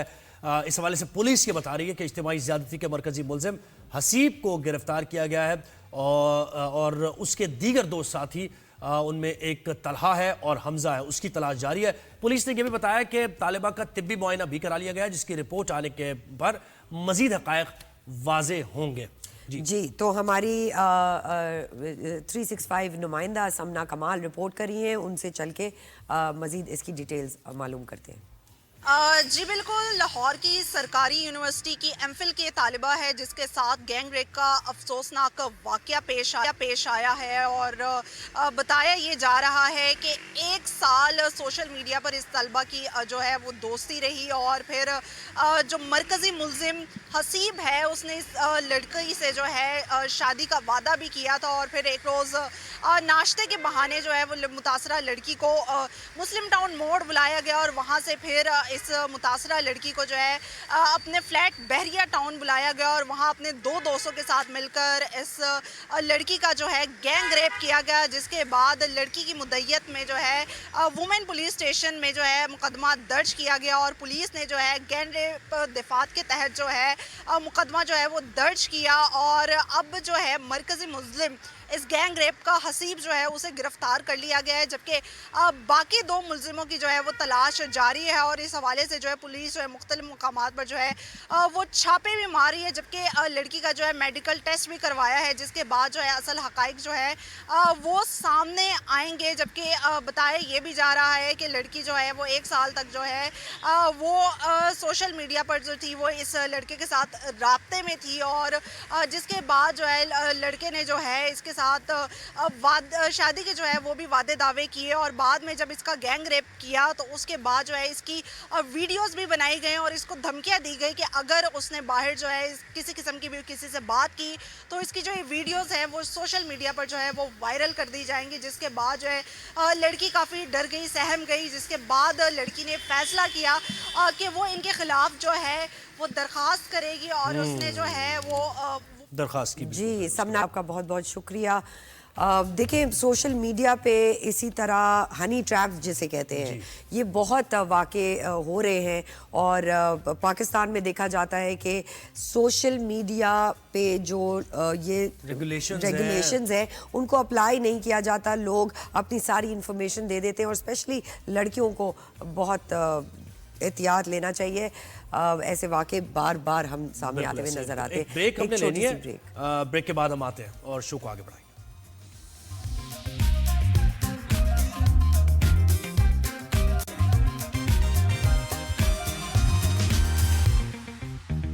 जी जनाब, वेलकम बैक। अब बात कर लेते हैं कराची के राइटर्स की, मुसन्निफीन की, लिखारियों की। और ये जो राइटर्स होते हैं ना, ये बहुत बड़ा किरदार अदा करते हैं किसी भी मुआशरे को रिफॉर्म करने के लिए, क्योंकि वो जो उनकी तहरीर में एक सैटायर होता है या फिर वो अपने अच्छे अल्फाज को पिरोते हुए जो तनकीदी पहलू होता है वो तवज्जो दिलाओ नोटिस भी होता है। अगर समझा जाए बात को तो शहर कराची जिसे इल्म और अदब का गहवारा कहा जाता था, अच्छा अभी भी इल्म और अदब की एक्टिविटीज़ कराची में दोबारा रिवाइव हुई हैं, जिसको आप हमारे शो पर राइज एंड शाइन पर भी देखते हैं, मुख्तलिफ वक्तों में हिस्सा होते हैं।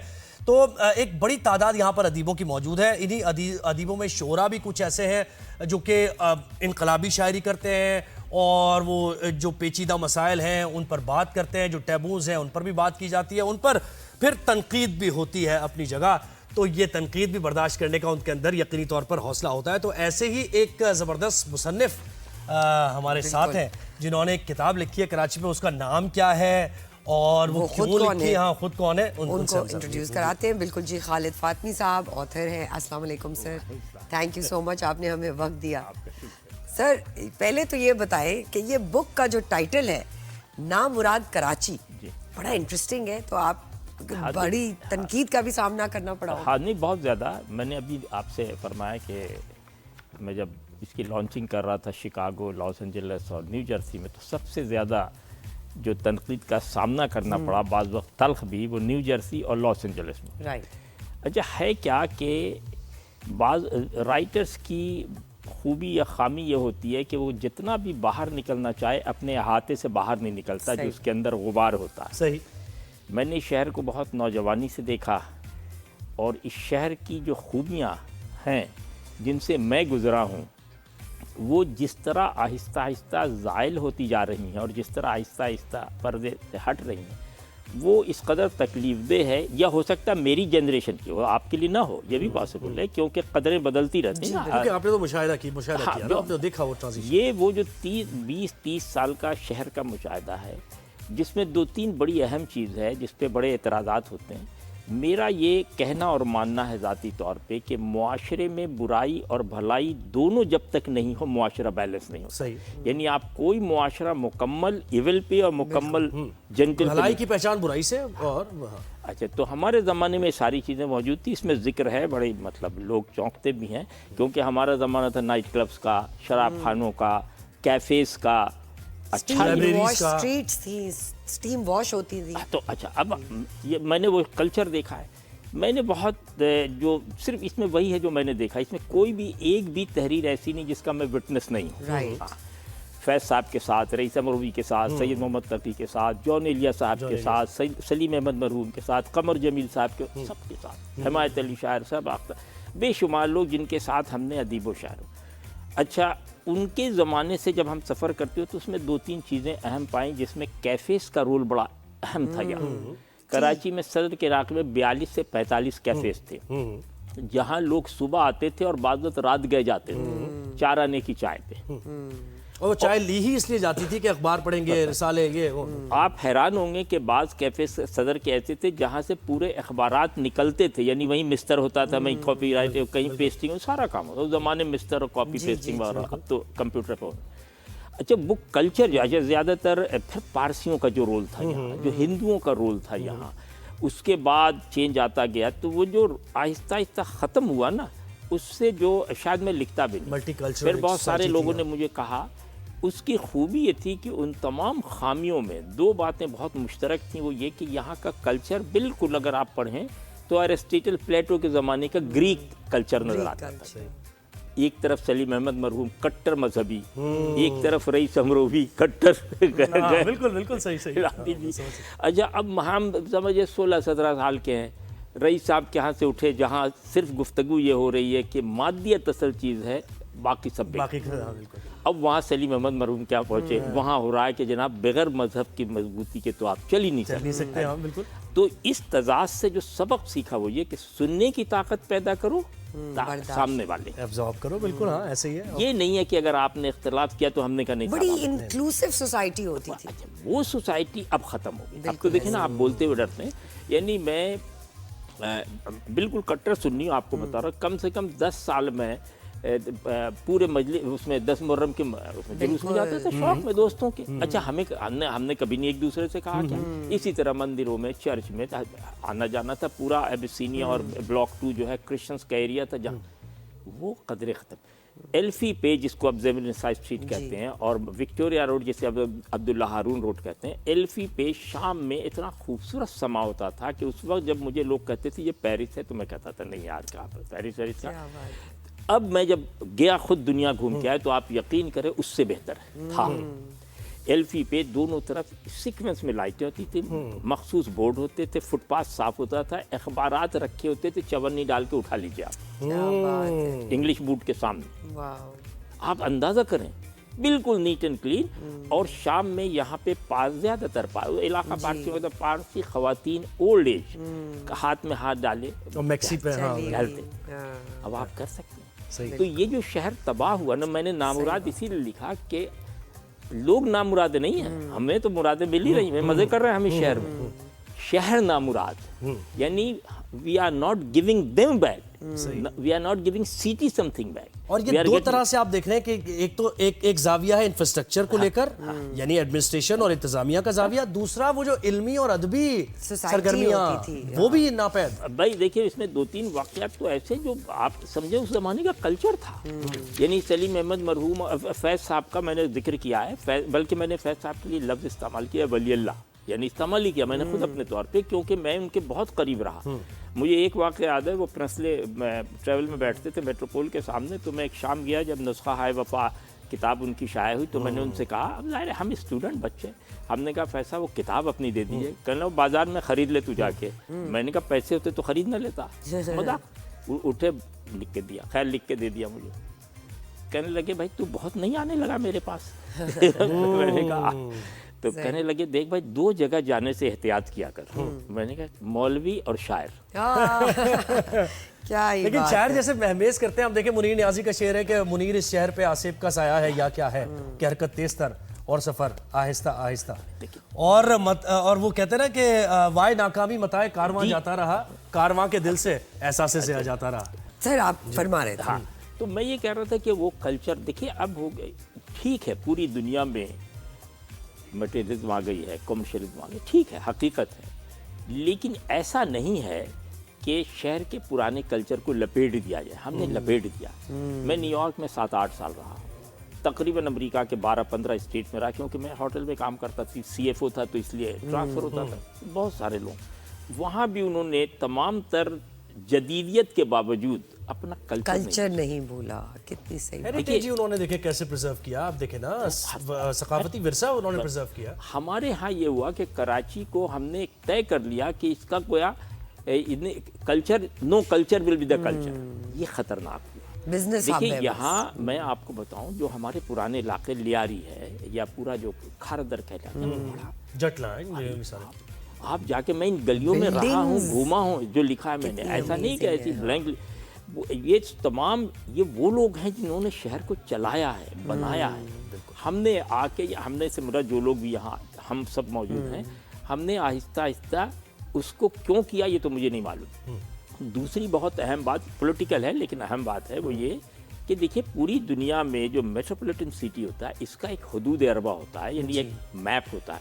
उसको आप क्रॉस नहीं करते हैं, उसके बाद 5 मिनट का दूसरा शहर बना लेते, तीसरा। लंदन मैंने 25 बार देखा, पेरिस देखा, न्यूयॉर्क के जो 4 बरोज हैं, मैनहट्टन है, क्वींस है, ब्रुकलिन है, ब्रॉन्स है, आज 250 साल में उसकी वो स्ट्रक्चर चेंज वो नहीं तब्दील हुआ, तब्दील नहीं करने दिया उन्होंने। उसके बाद रॉचेस्टर बना दिया, वेस्टचेस्टर बनाते जाइए, यहाँ एक्सपेंशन हो रही है। हाँ। उसी से आपने क्या किया कि शहर जो पाकिस्तान के वक्त में था, उसको रहने देते आप और फिर गैप देके छोटे छोटे शहर बना देते, तो ये शहर का विरसा भी मौजूद रह जाता। जब आपने इस शहर को फैला दिया तो हो गया ना, हलवा बन गया। खालिद साहब, ये जो इतनी अच्छी बातें आप कर रहे हैं, steamed wash streets, cafe, reading culture, library, open libraries होती थी, क्या ये वापस आ सकती? नहीं आ सकती, नहीं आ सकती। We went so far. We are so unblessed in this. देखिए, मैं आपको बताऊं ना कि हमने जड़ें उखाड़ के फेंकी। मेरी बहुत प्रोग्राम, मजहबी प्रोग्राम में बुलाते रहे लोग मुझे, मैंने उनसे कहा कि देखिए, कोई सोसाइटी सेवरेज के बगैर नहीं बन सकती। बिल्कुल ऐसे ही है, तो बेसिक। इसी तरह कोई सोसाइटी, आप ये जिसको बुराई समझ रहे हैं, बुराई नहीं। मैं आपको बता, इसमें वाकयात हैं। मैं खुद कोठे पर रहा 15 दिन जाके, क्योंकि नहीं, देखिए ना, हम बाहर से बैठ के बुराई कर रहे हैं ना। जब मैं वहां गया तो आप यकीन करें, रो पड़ा। मंटो की आप मिसाल ले लें, अपनी जो मासूमियत है, मंटो ने बिल्कुल यही कहा। तो मतलब आप तो दीवार के इस पार से देख रहे हैं। वो तो वही बात हो गई सर, डोंट जज a book by its cover. तो सर फिर चलो कि वो मंजिल अभी नहीं आई, तो मंजिल के लिए तो जाहिर है हम हमेशा पुरुम्मीद तो रहना है। हम आगे बढ़ते जा रहे हो। अब इसमें देखिए, 150 साल के बाद नई तब्दीली आते आते फिर होपफुली तो सर कोई शेर से हस्बेहाल शेर हो जाए, हस्बेहाल। नहीं, शायरी मेरे बस की नहीं। अच्छा, कोई शेर आपको अभी याद नहीं? ये तो है, लेकिन मेरे बस की। सर, एक कोई दुआ जो आप दे के जाना चाहेंगे कराची को? दुआ सिर्फ ये, मैं हर बच्चे से कहता हूँ कि पढ़ने की और लिखने की आदत डाल, और ये पाबंदी न लगाएं कि क्या पढ़ो और क्या लिखो। सही बात, वो पाबंदी नहीं। अच्छी बात। जो जी चाहे लिखो और जो जी चाहे पढ़ो, क्योंकि पढ़ते पढ़ते फिल्टर होते होते खुद। मुझसे सलीम अहमद मरहूम ने एक बार कहा, मैंने कहा कि भाई आप ये बताएं मैं क्या अच्छी चीज लिखूं। उन्होंने कहा, तुमसे किसने कहा कि अच्छी चीज लिखो, लिखना जरूरी है। तो फैसला पढ़ने वाला करेगा, तुम सिर्फ लिखते रहो। खालिद फातमी साहब, कितनी खूबसूरत ये दिलचस्प कॉन्वर्सेशन रही। और यकीनन ये बुक हमें, ये आपकी मिलेगी किताब, साइन कॉपी, जबरदस्त। खालिद फातमी साहब, आपका बहुत बहुत शुक्रिया। आपने हमें क्या यादें दोबारा जो हम सुनते थे, जो हमने अपने वालिदैन से सुनी, यानी दिल ये चाह रहा है कि टाइम ट्रेवल जैसे होता है ना, तो हम वहीं उसी दौर में चले जाएं। तो खैर, कोशिश करते रहना जरूरी है और मेहनत करते रहे। जैसे उन्होंने कहा ना कि लिखना जरूरी है, अच्छा लिखना तो बाद आ ही जाता है, वो फिल्टर होता जाता है। बिल्कुल नाजरीन, तो कैसा लगा सेगमेंट ये? बहुत ही अच्छा, और बहुत कम वक्त था इस खूबसूरत से सेगमेंट के लिए, लेकिन आपका बहुत बहुत शुक्रिया, आपने हमें अपना कीमती वक्त दिया। नाजरीन, एक बार फिर कल आपसे दोबारा मेरी और ज़ुहैब की मुलाकात होगी। अपना ढेर सारा ख्याल रखिएगा। खुदा हाफ़िज़।